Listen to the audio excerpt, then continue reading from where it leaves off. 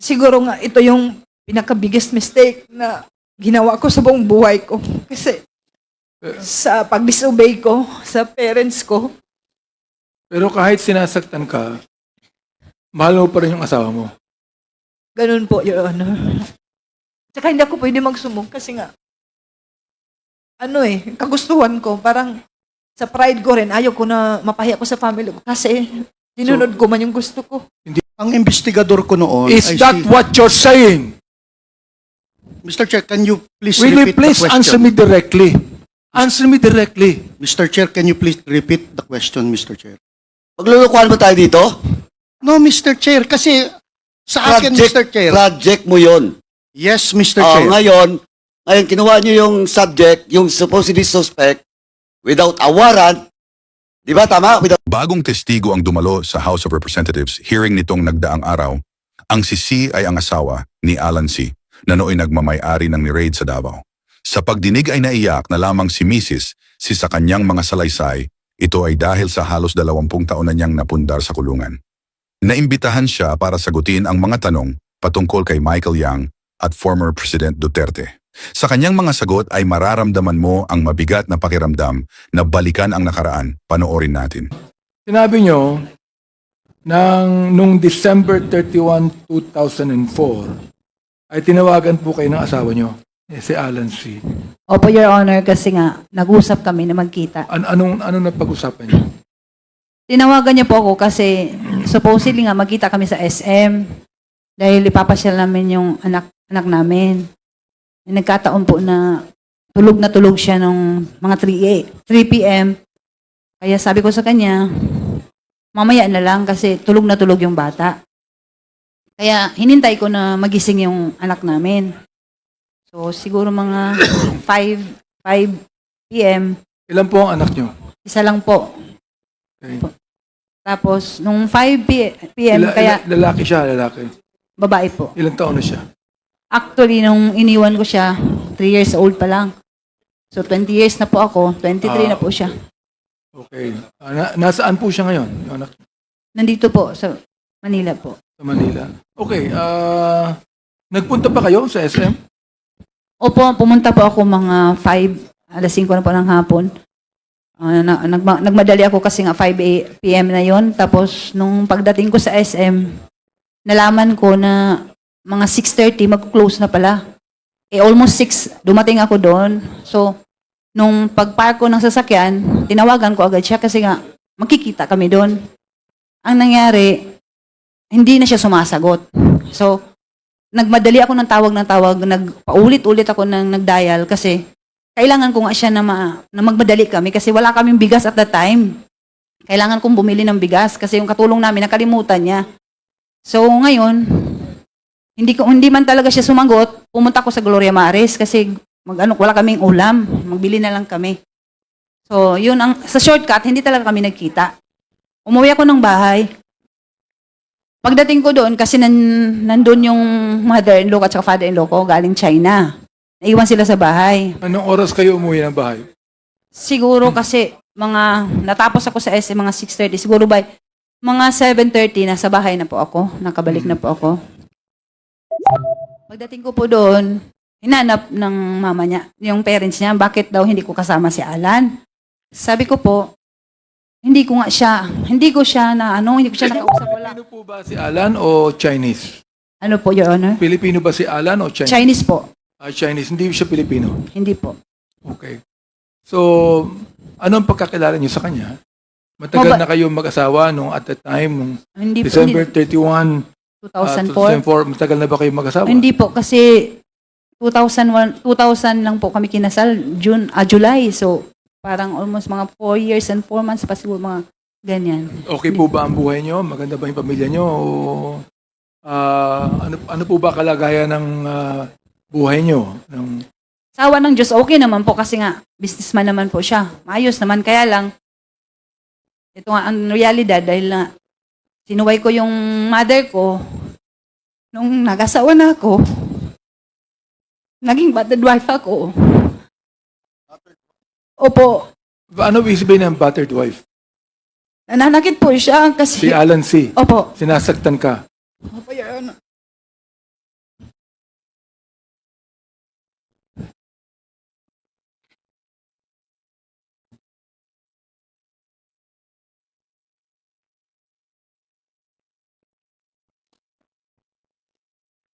siguro nga ito yung pinaka-biggest mistake na ginawa ko sa buong buhay ko. Kasi sa pag-disobey ko sa parents ko, Pero kahit sinasaktan ka, mahal mo pa rin yung asawa mo. ganun po, Your Honor. Tsaka hindi ako pwede magsumbong kasi nga,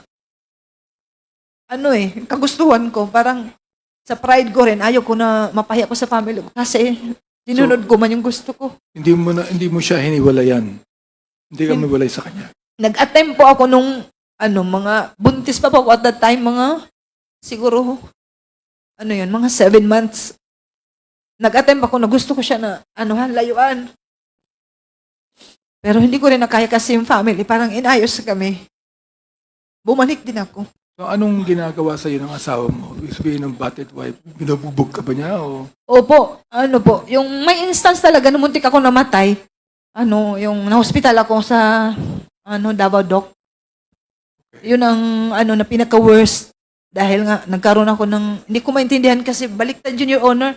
Yung itong floor, nasa taas, yung sa taas, hindi ako makakain, tapos, hindi ako makatayo. So, parang natakot man siya. Pinadala niya ako sa hospital. Pinatingnan niya ako dun sa, yung neurologist ba yun? Parang, yun. Tapos, yung ba'y ginagawa niya palagi o ilang beses niyang ginawa sa'yo mula nung madalas, kinasal? actually, madalas po, Your Honor, ang nakakaalam po yung, one time talaga kasi yung mother-in-law ko, minsan nagbakasyon na yun sa amin, naka-witness siya nung sinasaktan ako. Yung mama niya talaga ang may alam. Napapagalitan naman siya, pero siguro walang yung mama niya kasi, magawa yung matanda. Ang nabanggit mo sa iyong sinumpaang salaysay, ng 9:30 ng gabi, ikaw ay pinuntahan ni Mayor Duterte. Opo, Your Honor. Kilala mo ba siya? Kilala ko siya as mayor nung time, at that time po na nangyari po ito. Kilala ka ba niya? Hindi ko po alam kung kilala niya ako kasi never po kami na... It's your first time na makita mo siya. Opo. Okay. So, ibig sabihin, magkaibigan yung Mayor Duterte at that time at si Alan C.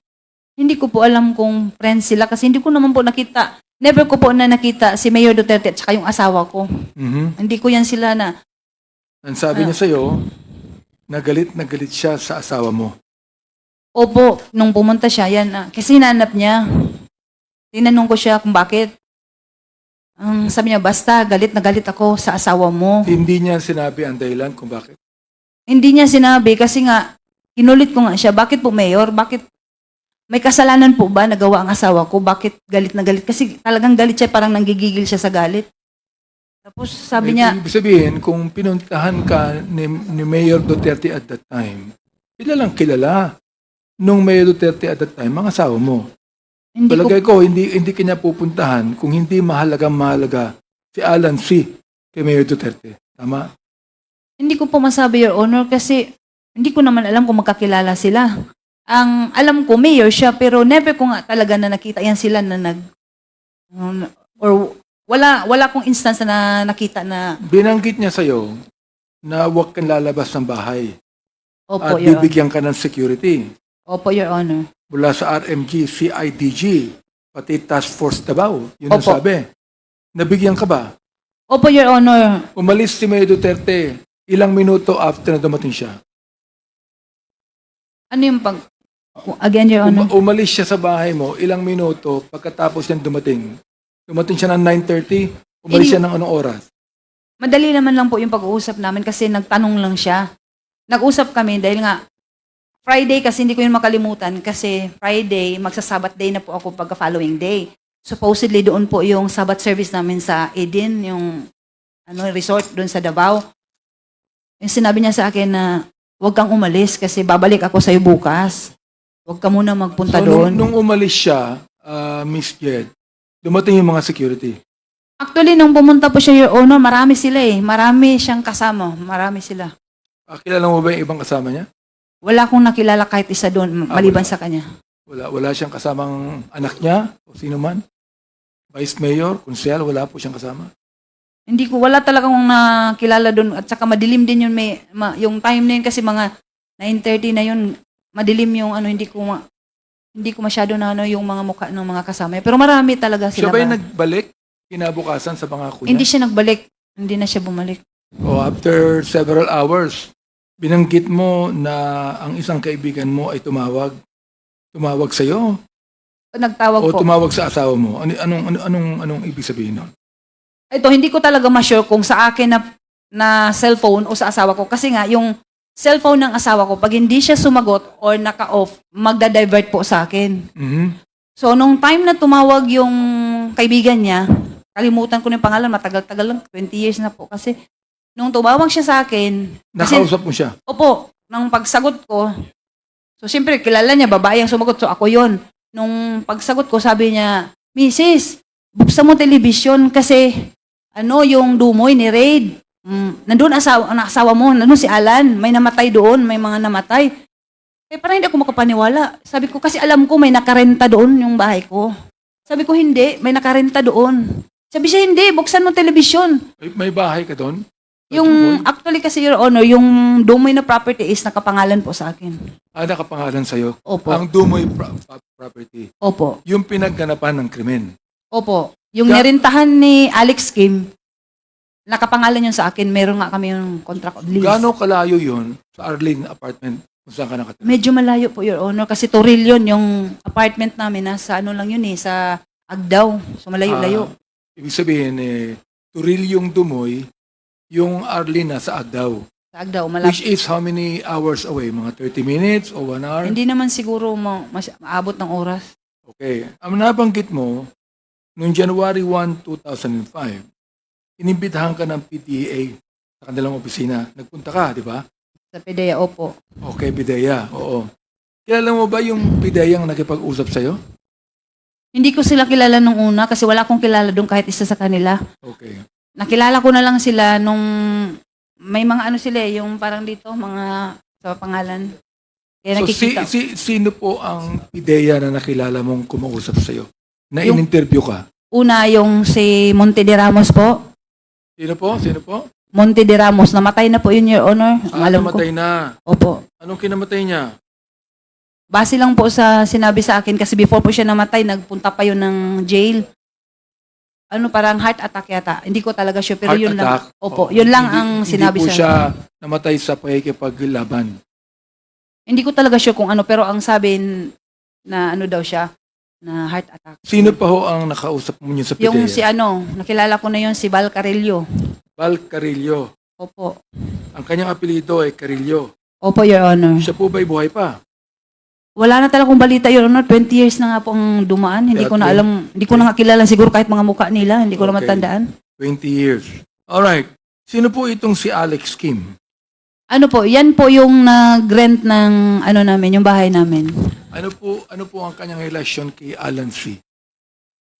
Actually, first time ko lang talaga na nakita si Alex Kim, pinakalala sa akin ng asawa ko. Sabi niya, mag-rent nga daw kasi mag-open daw sila ng business. Yung sa Dumoy. So Yun. business partner po siya ni Alan. Hindi ko alam kung business partner sila, pero ang sabi niya sa akin, mag-open ng business si Alex Kim. Yun ang sabi niya. Ito ba si Alex Kim ay Chinese din o Filipino? Hindi ko maintindihan yung nationality niya, honestly, kasi nga, marunong siya mag-Korean, marunong siya mag-Japanese, marunong siya mag-Chinese, marunong siya mag-Tagalog. Kaya hindi ko alam kung Korean, Chinese ba siya o ano. Kasi nagtaka nga ako, kaya nalaman ko, kasi nagyabang siya. Salita siya ng Korean, sabi ko, ay, parang matalino siya. Sabi ko, bakit ang dami niyang alam na mga languages? Marahil kaibigan din ito ng the then Mayor Duterte, si Alex Kim, correct?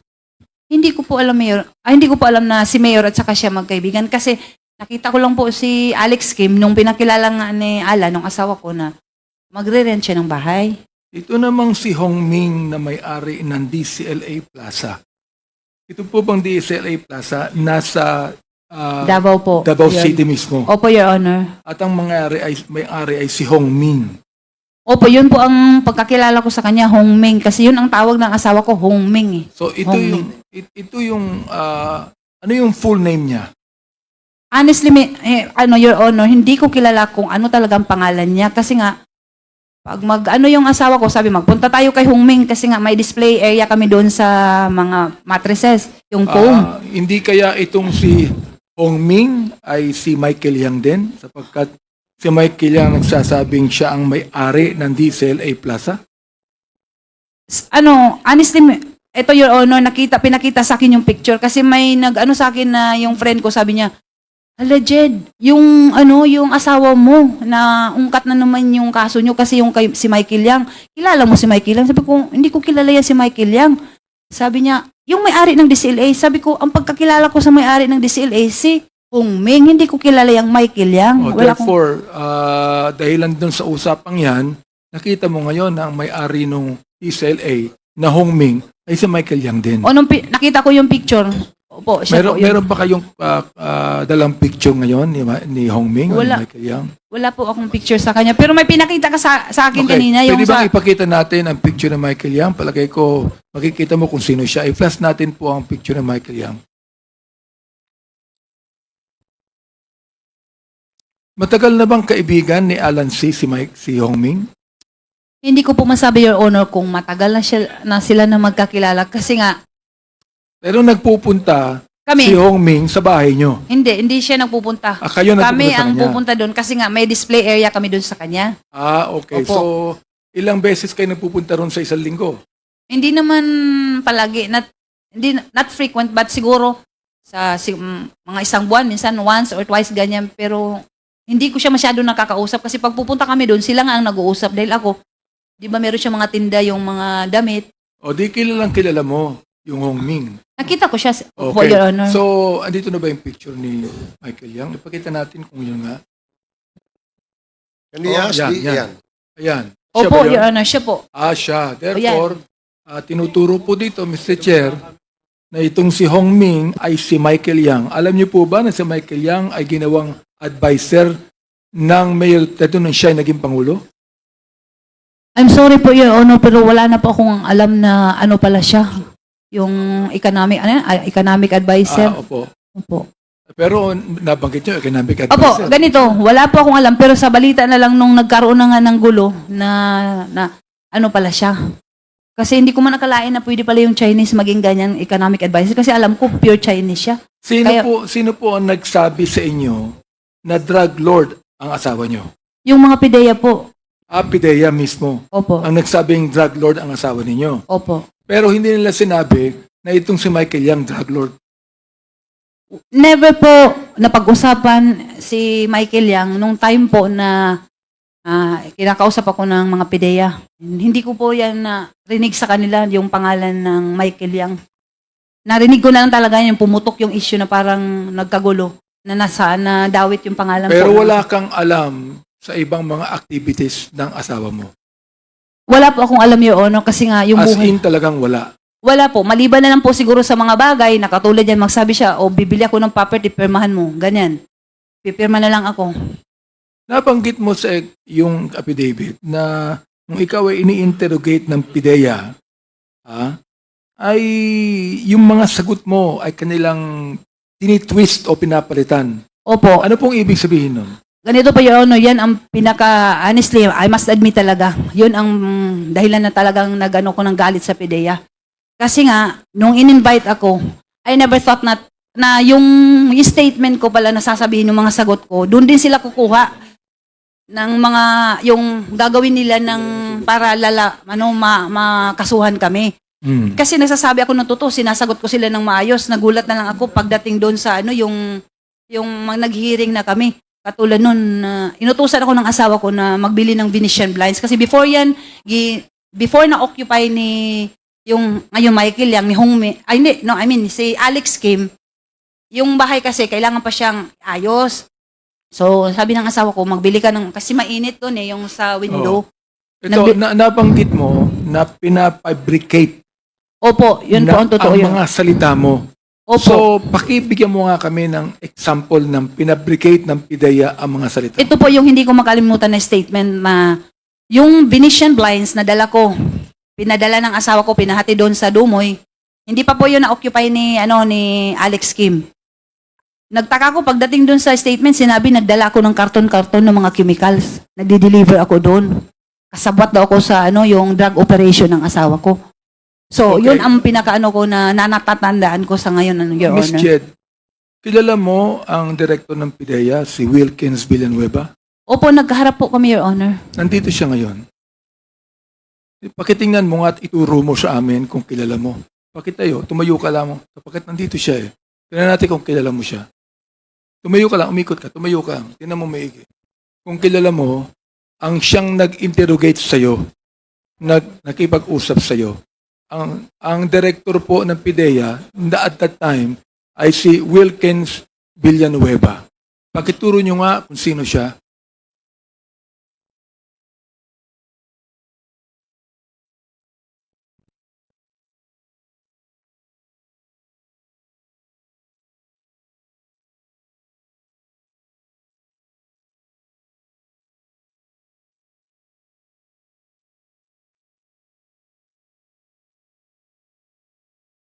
Kilala nyo na po siya? Opo, Your Honor. Nakita Sino ko, po siya? medyo tumanda na po siya kasi parang di ano ko muna. Pakituro nyo nga po kung sino kung nakita nyo. Medyo tumanda na nga siguro dahil O kasi pa, 20 nag-iba years na yun eh. Opo, kasi Oo. parang medyo naalangan niya kung siya nga ba talaga. Director Wilkins, pwede po bang tumayo kayo sandali? Pakitayo nga, Miss Jed, ayan. Yan si Wilkins Villanueva. Siya ba ang nag-interrogate sa'yo? Siya ba, hindi pa kita pinapopo, siya ba ang nag-fabricate ng mga salita mo? Hindi po, si Sino? Monte de Ramos po. Monte de Ramos. Opo. Pero yung Monte de Ramos, kasama ni Wilkins at that time. Sa palagay ko po, kasi nasa office po kami ng PIDEA, tao niya po kasi siya po yung ano. So doon. sila ang nagsabi na ikaw ay nagdala ng mga karton-karton na mga chemical sa Dumoy. Opo, Your Honor. Oh, Mr. Wilkins, are you agreeing to what Miss Jed said? No, Your Honor. No, you're not. Oo. Alam mo, nung kinausap ka rin namin noon eh, panay ang mo eh. Mahilig ka sa no? Dapat ang pangalan mo yung pangalan nung kalaban ni James Bond, si Dr. No. Mahilig ka sa no eh. So nagsasabi ka ng totoo at nagisinungaling si Miss Jed. Is that what you're saying? Mr. Chair, ang investigador ko noon Is ay that what you're saying? Mr. Chair, can you please Will you repeat please the question? answer me directly? Answer me directly. Mr. Chair, can you please repeat the question, Mr. Chair? Ano ba yung question? 1 minute suspension. Okay. Hearing is resumed. Naalala ko na. No, talagang tumatanda na tayo eh, no? Ang tanong ko, is that what you're saying? So, please explain. Thank you, Mr. Chair. Mr. Chair, si Monte de Ramos was my investigator. So, ang sabi ni Jed Pilapil, dinala siya sa PIDEA. Tinanong si Jed Pilapil kung kasama ako doon na nagtatanong. Hindi siya sigurado, Mr. Chair, pero she presumed na naandun ako dahil nasa opisina ako. While in fact, wala naman siyang knowledge na naandun ako actual doon sa nag-i-investigate si Monte de Ramos, Mr. Chair. Tama ba yon, Miss Jed? Your Honor, pwede po i-correct ko lang po yung statement. Kasi ganito, di ba tinanong niyo po ako kung si Wilkins Villanueva po ba yung nagtanong sa akin. Sabi ko po sa inyo, hindi po siya si Monte de Ramos, yung tao niya, ang nagtanong sa akin. Pero never ako na nagsabi na ano ba yung sinabi niya kanina, parang mali eh. Kasi ang sinabi ko po, si Monte de Ramos, tinanong mo ako ulit na ano yung, Kasama niya. kasama ba niya? Oo. Sabi ko, probably kasi tao niya. Pero wala siya nung time na nag-investigate si Monte de Ramos. Wala siya. Wala siya. Paano mo siya nakilala? Kasi actually, isa siya sa mga sa akin po, nag-interrogate. Aha. Sino po ang nagkaso sa inyo? Ang PIDEA? Hindi ko po alam, pero sila po ngayon nag-file ng case sa amin. Sila ang nag-file ng case sa inyo. Opo, kasi Ano po ang ebidensyang ipinakita sa inyo? actually, Your Sa Honor, korte? hindi ko po alam kung ano po. Kasi nga, Sapagkat na-convict ka, di ba? Convicted yun ang ka. mas, actually, ayoko na nga sana itong balikan, Your Honor, 20 years ago. Medyo mas sakit na I was able to forgive sa PIDEA. Kasi parang, kung ano man yung ginawa ng asawa ko, kasi nasira yung buhay ko at sa yung anak ko, I've learned to forgive kahit si Sir Wilkins. Ayoko na sanang balikan to. Sa totoo lang kasi, masakit yung ginawa nila. Ang worst doon kasi nung time na ano ba yun, basta yung, hindi ko maintindihan kasi, yung inquest ba yan na, ay before yun, nag-waiver pala ako, pina-waive ako ng, hindi ko alam kung lawyer ko, hindi ko rin naintindihan kung bakit, basta ang sabi, mag-waive ako, dahil makasuhan daw sila ng illegal detention, dahil wala nga kaming kaso, sa totoo lang po, Your Honor. O, dahil sa takot ko po, dahil sabi ng lawyer ko, hindi ko daw alam po kung ano yung katotohanan dito, baka daw madamay ako dito, sabi niya, magpirma ka na lang ng waiver for safekeeping. Yun ang naintindihan ko. Pero Sabi ng hindi, lawyer mo. opo. Sino po ang lawyer niyo nang sabi niyan? At that time po, si Atty. Zulueta po. Ano po siya? Saan siya nag-law lawyer? Parang dito, Private lawyer po siya? opo, Your Honor. Okay. Tapos So noon, bakit niya nasabi na pumirma na lang kayo ng waiver? siguro Your Honor, dahil din wala talaga akong alam sa mga ganito. Dahil first time, sa life ko, sa family ko, wala akong mga kaalam-alam ng mga ganyan. Siguro lang, takot din ako at the time kasi nga, sabi niya, wala daw akong alam sa mga katotohanan for safety.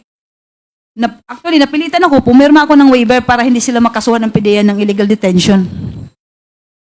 So, Mr. Director Wilkins, can you please explain that to us? Inyong kinasuhan si Miss Jed, na-convict po siya at nakulong ng 20 years. Narinig po ninyo, ang buhay niya ay nasira at wala siyang involvement sa operasyon ng kanyang asawa at pinabricate ng PIDEA ang kanyang mga sinasabi. Ano po masasabi niyo doon? Mr. Chair, 3 months yung surveillance and casing operations ng PIDEA. Si Jed Pilapelsi, siya yung namimili ng mga equipment, freezer, water circulating vacuum pump. Siya yung nagdadala dun sa Dumoy Clandestine Laboratory, Mr. Chair. And then, during the time na doon sa korte, dininay ni Jed Pilapil, nakilala niya si Alex Kim. Mantalang merong mga footages kami na nag-uusap sila ni Alex Kim on a dinner. Mr. Chair, the case has already, she was convicted in court and she was upheld by the Supreme Court. Itong kaso niya, Mr. Chair. So, for 3 months, imposible hindi alam ni Jed at ni Jong Pilapil na involved siya dun sa pag-set up ng laboratory sa Dumoy. That's impossible, Mr. Chair. Ano po masasabi niyo ron, Miss Jed? Sabi ko nga po, Your Honor, napatawad ko na po sila. Mahirap na po makipagtalo kay, sorry po, Mr. Villanueva, pero pinaglaban nga namin, kung pwede nga lang siguro, sa Honorable Court na to, ito sa Quadcom, pwede nyo naman po mabasa yung lahat ng ano, kasi yung sinasabi ni Sir Villanueva, na dininay ko si Alex Kim, never po na nag-deny ako sa kanya, dahil nga siya yung lessee ng property ko. At nakarecord yan sa court na kami ay may contract of lease. Paano ko sabihin na hindi ko siya kilala? Nagpirmahan kami. Matagal na kasi yung kaya palagay ko, wala na yung mga records. Ano po? Palagay ko po, Your Honor, hindi ko na po kayo alam. makakuha ng record para malaman po natin kung talagang sinabi niyo hindi niyo kilala si Alex Kim. Pwede po, Your Honor. Di ba archive siguro yan? Pero ewan ko lang kasi 20 years ago, parang kahit nga ako yung ibang events, hindi ko na alam po. Mr. Chair, ano bang magagawa natin dito? Yes. Kung halimbawa, kung makita natin na talagang totoo ang sinasabi ni Mr. Wilkins o totoo yung sinasabi ni Ms. Chen. Chairman Karaps, Chairman, before, with the indulgence of Congressman Benny. Anyway, Sir Wilkins, doon sa narration ni Jed, tama po ba na nung, of course, again, you will not remember the exact date, but ito, tandaan ni Jane, nung January 4, 2005, inimbitahan niyo daw si Jane, si Jed, at saka sa opisina niyo. Hindi ko ma-remember yung Oh, date. yung date. Pero, Basta but you ininbitahan confirm. siya. But you confirm. Na ininbitahan siya sa Oh, yeah. office. I don't know the date, Mr. Chair. Okay. Now, second, is it correct na nag-sign siya ng waiver? I don't know, Mr. Chair. Why? Hindi para sa akin yung Mr. Chair. I have my investigator. No, but you're the head. Hindi na usually, Ay, Sir Wilkins. Maglulukuhan ba tayo dito? No, Mr. Chair, kasi sa akin, Mr. Chair. Project mo yon. Yes, Mr. Oh, Chair. ngayon kinuha niyo yung subject, yung supposedly suspect, without a warrant. Di ba tama? Without a warrant? Their invitation? Yes, Mr. Chair. O now, para hindi kayo makasuhan, nag-waive siya. Pumirma ng waiver, tama? Hindi ko alam, Mr. Chair, kung nag-waiver siya because my investigator, sila yun, Mr. Chair eh. Usually, Mr. Chair, pag head Mr. ka ng office, Mr. Wilkins, ikaw yung head of office, napakalaking project, tapos hindi mo alam, tapos hinayaan mo yung mga tao mo na papirmahin yung subject or yung suspect for a waiver? Mr. Chair, as head of office, ang in charge dyan is investigator. I delegate the job sa investigator. Anyway, Mr. Chair, may lawyer sila, Mr. Chair eh. But in that case, Mr. Wilkins, are you not liable if ever there will be a violation of the rights of because you're just at the head and there is an investigator? Ito, theoretical lang. Mr. Are Chair, you not liable? Theoretical hindi ko sinasabi na he has all the basis of his overclaim. usually, Mr. Chair, sa... Hindi nga. At tinatanong ko, theoretical, hypothetical, theoretical, are you liable or not? No, Mr. Chair. Why? Dahil hindi naman... But you are the head of Yes, Mr. the office. Yes, If- Mr. Chair. If illegal activity or whatever violation of law under your office, as the head of office, you are liable, especially in this case. Especially in this case, this is a very big project of your office. Oh, si AC Mr. nandito. Ito, si AC, this is not, si AC, this is not the subject. Are you a lawyer, sir? Good afternoon, Mr. Chair, and to all the other members of the board. This is the subject for in your invitation, no? Tanongin na kita. In this case, eto, hypothetical lang. If the investigator of Wilkins violates the right of the suspect, is he not liable of any case? Mr. Chair, there are circumstances that has to be met for the principle of command responsibility to apply to the extent that the principal may be liable. Because, Mr. Chair, as explained by former Executive Director General Villanueva, he mentioned that he delegated the conduct of, if I heard him correctly, the conduct of that operation to his No, investigator. that is not the conduct of So- the operation, the conduct of the investigation, Conduct of the interrogation, Mr. Chair. of the interrogation. Yes, Mr. Chair. Pero sa project, nandun siya. Directly being supervised by Mr. Wilkins. Like At I'm- inamin niya yan. Well, in fact, nagyabang pa siya dito. That is not a project of a certain, that is my project. And that's in record. Now, in that case, attorney, yes, Mr. Chair. is he liable? Again, Mr. Chair, as I mentioned nga po, there are circumstances that would qualify Corrupt for Paduano. Ah. The indulgence na nilang attorney. Ang tanong natin is he liable on the basis of command responsibility? Mr. Chair, as I am explaining, there should be qualifying circumstances present in a case for a principal to be liable under command responsibility. There is, just like what you've said, that he delegated the authority to investigate. Kumonte de Ramos. Hindi na makapagsasabi ngayon, patay na eh. Palagay ko, namatay siya dahil dyan eh. Mr. Chair, Pangalawa, walang arrest warrant. Is that a violation too?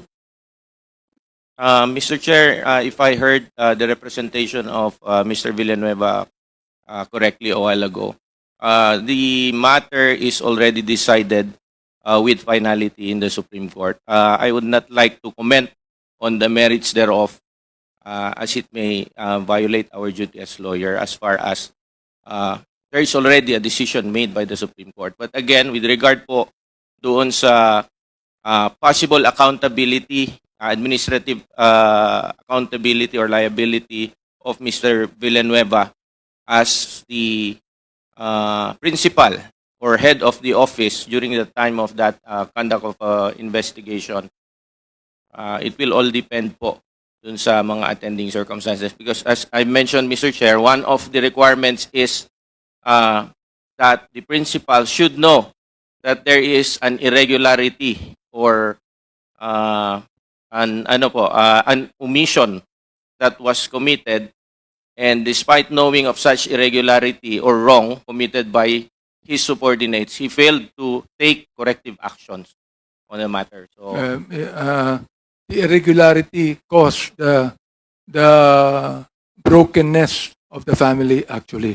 Anyway, Miss Jed, nabanggit mo na hanggang ngayon, hindi mo alam kung buhay pa o patay na ang iyong asawa? Hanggang ngayon, hindi mo alam. Yes, Your Honor. Okay. Mr. Wilkins, alam mo ba napatay na si Alan C? Mr. Chair, wala siya doon sa laboratory when the time was when we raided the laboratory, Mr. Chair. So hindi mo rin alam kung buhay Hindi siya. ko alam, Mr. Chair. Okay. So, ayan. Miss Jed, narinig mo ang sinabi ni Director Wilkins na hindi rin niya alam kung buhay o patay ang asawa mo. Opo, Your Honor. Actually, kung pwede ba akong magsalita, sabi ko nga, sa 20 years na I was able to accept na God has a purpose. Kung buhay man si Alan C. or patay, gusto ko na sana matahimik na po ito, Your Honor. Kasi nagsuffer na po ako ng 20 years, yung anak ko. Di ba kanina sabi nga ng may decided na may finality na po yung kaso namin. Wala na akong magawa eh. Pero siguro tama yung sinasabi sa Bible na Proverbs 13:23 na for lack of justice there is waste. By waste talaga. Kasi yung buhay namin ng kami, magkapatid. Supposedly, hindi kami nagpapagasto sa gobyerno, sa pagkain, sa rasyon, sa kulungan. Siguro mas productive ko pag nasa labas. Pero sa nangyari, anyway, sabi ko nga, wala na kaming magawa. Tapos na eh. 20 years, hindi ganun kadali. Pero with God's grace po, He has a purpose at naging makabuluhan ng buhay ko sa kulungan. At yun ang pinapapasalamat ko. Sana po, bigyan na po ng peace ito kasi parang useless din, Your Honor. Dahil hindi na po maibabalik lahat ng na-damage sa buhay ko. Salamat po sa inyong attitude. Ilan taon pa po kayo sa kulungan, Miss Jed? Ano? Ilan taon pa po kayo sa kulungan? Nakawala na ba kayo o ano ba? Ang status nyo ngayon? Actually po, Your Honor, as far as I know po, I have already served the maximum sentence po. Kasi nga, with the GCTA po, nagpapasalamat po sa Panginoon dahil nga, mayroon yung bagong yata batas. I was able to avail nung GCTA. So from jail, sa tulong ni God, I was able to maintain yung good attitude ko sa Good jail attitude. until sa correctional. And I am even the trustee mula sa jail hanggang sa correctional. At ito ay pinapasalamatan ko dahil it's a privilege. Privilege lang po ito. And siguro nga, sabi ko nga, may purpose si God. At sa ngayon, so sana, I would like to take this opportunity to speak if I may be allowed by this honorable committee na sana po, mabigyan na po ng pansin yung hinihiling ko ng kalayahan, pati yung kapatid ko. Kasi 3 years old pa po yung anak ko, mag-23 na. Ang hirap i-explain sa kanya kung bakit hanggang ngayon nandito pa rin kami ng kapatid ko. Ang iyong kapatid na convicted, Opo, Your Honor. Nasa Dapicol po siya. kumusta na po siya ngayon? Sa awa ng Diyos nga, Your Honor, both of us, we Wala are, rin din po siyang kasalanan. pareho po kami, Your Honor. I will speak for my brother kasi kilala ko siya. Kumusta yung anak ninyo ngayon? Sa ngayon po, masasabi ko siguro sa tulong ni God, I tried to explain to her na God has a purpose. She must be strong. Sabi ko sa kanya, medyo nasaktan lang siya talaga. Dahil nga ito sa nangyari ngayon, bakit naungkat na naman ito? Dahil tapos na nga. Tumahimik na nga yung buhay ko sa 20 years sa kulungan. Bakit ito? Pero siguro, baka ito yung opportunity na sana mapansin na makauwi na rin kami ng kapatid ko. At para na rin sa kung okay lang po na. Marami po sa mga kasamahan ko sa kulungan na baka kasi itong body na to, I am praying for this body, hindi lang sa yung lawmakers ng Philippines na i-enlighten po kayo kasi ang daming siguro yung 20 years ko sa kulungan na nakita ko na baka mabigyan nyo rin ng pansin, lalo na po yung matatanda na namamatay na lang doon, sobra na ng 20 years, hindi pa nakakalaya. Yun lang po sana maano ko na, sana hindi lang po ako, mabigyan ng pansin po yung mga nakakulong. Mr. Kaya- Wilkins, alam ko po na mahirap din ang inyong kalagayan. Ano po? Pero alam nyo, tulad ng testimony po ni Ms. Jed, kung totoo po yung sinasabi niya, you are guilty of human rights violation. Kung totoo yung sinasabi niya, Mr. Wilkins. Tama ho ba ako? I don't think so, Mr. Chair. Sabi ko, kung totoo ang sinasabi niya, you are guilty of human rights violation. Yes, Mr. Chair. You are. Correct. Yes, Mr. Chair. Kung totoo yung sinasabi Hindi, kung totoo, Yes, you Mr. are Chair. guilty Yes, of Mr. human Chair. rights violation. At sasabihin ko sa iyo, kung totoo ang sinasabi niya, hindi ka na makakatulog mamayang gabi. Mr. Chair. 20 years yan, Mr. Chair. Kitang-kita Hindi ko ko na- sa mga hindi ko na- video. Hindi ko na kinakailangan pang explanation mo, Mr. Wilkins. Mr. Chair, gusto ko naman tanungin po itong, I'm so glad that Ms. Fortune is with us today. Dr. Fortune, ano po, you have done a lot of forensics, no? Sa mga biktima po ng extrajudicial killings, no? So, we'd like to find out kung ano yung findings niyo po sa kanila.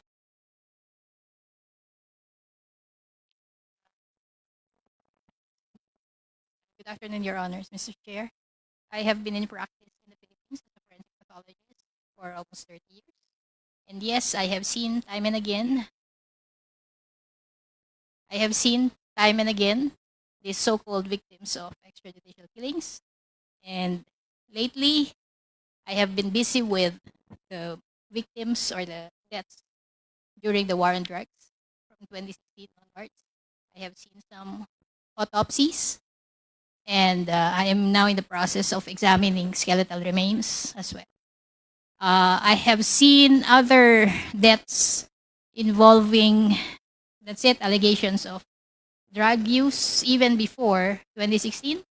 I'm still seeing victims of activists, red tag, people, environmentalists, allegedly killed by the military as well. So I have seen Dr. Fortune, how many victims have you autopsied so far as the war on drugs is concerned? autopsied. This was 2016 to 2019. I saw about 30 cases. 30. Exhumations, 2016 onwards, we have been exhuming because it's been 5 years and they were buried in public cemeteries and the families could not afford extending the lease. I have been doing this with AJ Kalinga Foundation through Father Flavi, and some other parties have approached me. So in total, I have seen 114 exhumed cases. Dr. Fortune, in all of those that you have autopsied, ano po ang findings nyo? For example, like they have been killed. Nanlaban po ba sila o they were just killed without even, lumaban o talagang nanlaban? In all of these cases, the best is you do homicide investigation, which is basic, which generally had not been done in the shootings. You would want to, what we call, reconstruct the shooting. What is the body saying, the victim, the dead victim, the other evidence, the scene, versus, as you say, what are the allegations of those who are living, those who did the killing. And in many situations, I am not able to do this because I just see the body already embalmed, sometimes examined, autopsied, with very little crime scene information. I don't have the clothes, I don't have the bullets, although some I have seen. In other words, I am not able to work with a team, which is how it should be. But in answer to your question, nanlaban ba sila o hindi, sometimes it is obvious that these people are restrained. So there are marks of restraint. What do you mean restraint, Dr. Fortune? They are cuffed. Okay? That's one. And this... Were they tortured first before they were killed? The word torture implies that they were made to suffer before they were killed. We don't necessarily use that in our final determination, but well, I have seen some with injuries that were apparently before they were killed, but this is a case very memorable to me, but not necessarily involving drugs. This was Mr. Randall Echanis. So, but the issue again of did they fight back, and therefore they had to be shot. That is very common statement of police. In fact, there seems to be a template of how they had to fight back. But if you look at police procedures in other countries, the police are not supposed to kill. And if they do, there should be a very science-oriented, objective, independent investigation, which doesn't happen here. Again, back to your question, did they fight back or not? I have seen some cases with apparent what we call defense-type injuries. Sometimes the bullet is still embedded here, or you have through and through gunshot wounds. I'm seeing that. I saw that in some of my autopsies and in some of the skeletal remains I am examining. But really, how do you determine what happened? It's totality of evidence, and unfortunately, many times I do not have access to that, Your Honor. Thank you very much, Senator Fortune. I think that, Mr. Chair, the others would have some questions. Thank you very much. Thank you, Chairman Abante. DSJJ would like to ask questions, and then we follow the list.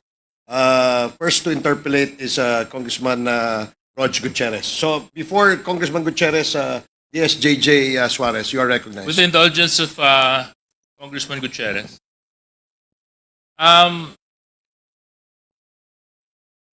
Magandang hapon po, Ma'am Pilapil C. Paano po ba namin kayo pwedeng tawagin? Ano bang komportable sa inyo? Jed po, Your Honor. Okay lang po. Okay Good lang po afternoon na- din po. Tawagin po namin kayo, Jed. Opo. So, Jed, kumusta naman po kayo ngayon? Anong kalagayan nyo? Okay naman po ang pakiramdam ninyo? Sa tulong ng Panginoon po, Your Honor, okay naman po ako kahit wala po akong tulog. Kasi madaling araw po yung biyahe namin kanina. So, kanina nabanggit mo, kasalukuyan kang nakakulong. Yes, Your Honor. At ilang taon na po kayong nakakulong? Mag-20 na po by January 4 po. But you said that you might be able to be set free due to good conduct. Tama po ba yun? If God will permit, mapapasalamatan ko po yan. Well, definitely God is just. Thank you, Your Honor. So that's one thing that we can be sure. So ano po ba ang kasong hinabla sa inyo? Section violation of RA 9165, Section 8 and 10 po. Okay. Can you just better educate the public? Ano po ba ang in layman's term itong nabanggit niyo pong kaso? Honestly po, hindi po ako lawyer, no? Pero I'm learning a lot in prison. Dahil po sa pagkakulong ko, minsan nalalaman ko na tuloy kung ano pala yung mga ganito, ganyan. Lalo na po sa Republic Act 9165 nga. Dahil being a trustee, I'm learning also dahil nga minsan nakakaano din ako, nakakatulong yung inuutosan ako ganyan. So, as far as I know po, yung Section 8 is, ito po yung manufacturing po ng yung shabu. And then yung Section 8 po, ito po yung parang possession ng paraphernalia ba yun, mga equipment, yun po. So ang sinasabi mo sa akin, sa kulungan mo lang nalaman. Opo, ito po yung isa sa mga parang good na na-learn ko sa Revelation. kulungan. So, Opo. so ang ibig mong sabihin, naikulong ka sa isang kaso na hindi mo alam? Exactly po, Your Honor. At sino po ang nag-file ng kaso laban sa iyo? Hindi ko po alam kung PDEA ba o ano kasi yung nalalaman ko po Republic of the Philippines versus JEDC pero kaya hindi ko alam kung sino talaga ang nag-file sa amin. Honestly. Director Villanueva, can you confirm, was it PDEA that filed the case against Mrs. Jed Pilapil C? It was joint PIDEA and AIDSOT, Your Honor.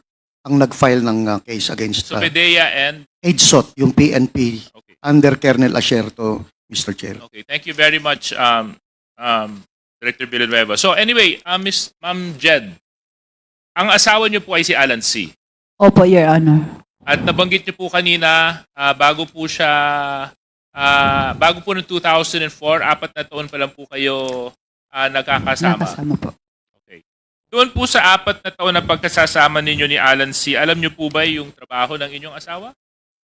Sa pagkakaalam ko po, yun na nga, may business nga kami. Ano pong negosyo ang... Yung pinakauna po, yung manufacturing po ng mga junk foods. Tapos, medyo hindi nagkaintindihan yung partners. So, yun, nag-ship ng yung foam manufacturing ng foam, yung mga mattresses and yung metal furnitures. Yun po. So I would imagine kung nasa ganito po kayong uri ng negosyo, meron po kayong factory. Meron po kayong paggawaan. Kasi kung metal furniture making, di dapat meron po kayong pabrika ng mga para dito. Kung meron po kayong foam manufacturing, di dapat meron din po kayong pabrika para dito. Tama po ba yun? Yes, Your Honor. Okay. At ito pong mapabrikang ito ay sino po ang may-ari? Hindi ko na po matandaan, Your Honor, dahil 20 years na po. Hindi ko na maalala, pero alam ko, isa ang asawa ko doon sa may-ari po. Isa ang asawa mo sa mga may-ari. Opo.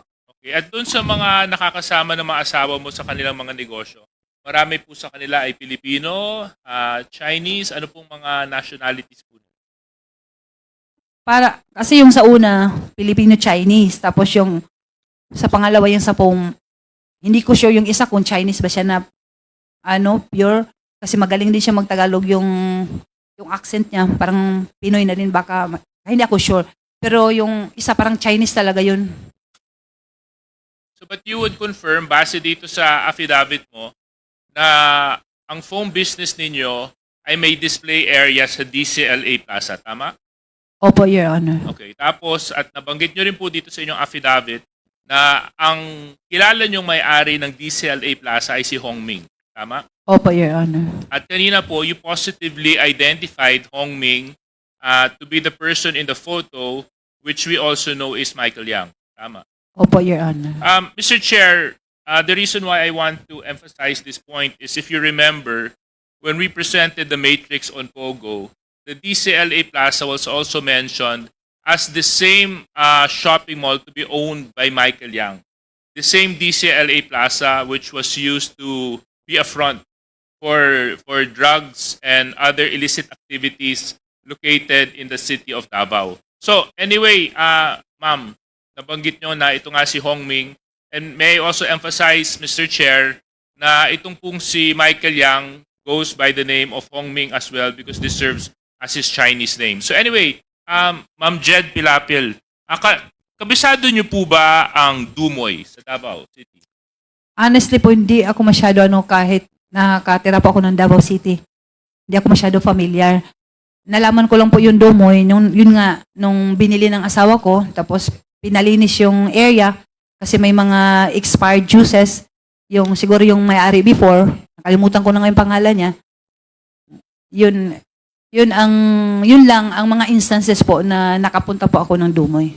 So ano po, kasi syempre marami po sa atin at doon sa mga nanonood, gustong mailarawan sa kanilang isip kung ano ba itong Dumoy. Ano po ba itong Dumoy? Is this a factory? Is this as a place in Davao? Can you further explain kung ano po itong Dumoy na ito? What I know po, Your Honor, it's a place, parang part ng Davao City. Dumoy Torel. Para siguro, hindi ko sure kung barangay ba itong Dumoy o ano. Kasi Dumoy Torel, sa Torel kasi yan, located in Torel, Davao City po.